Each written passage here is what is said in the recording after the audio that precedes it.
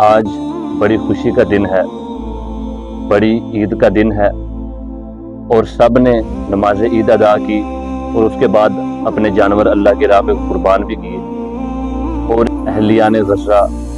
جنہوں نے کل عید کی نماز ادا کی اور انہوں نے نماز سے پہلے قربانی دی، اور وہ جانوروں کی قربانی نہیں دی، وہ اپنی جان کی قربانی دی۔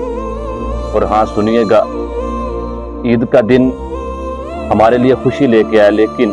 ان کے لیے یہ عید غمی کے ساتھ آئی کہ غزہ جنگ بندی کی قرارداد امریکہ نے سلامتی کونسل میں ویٹو کر دی کہ 14 ممالک اس حق میں تھے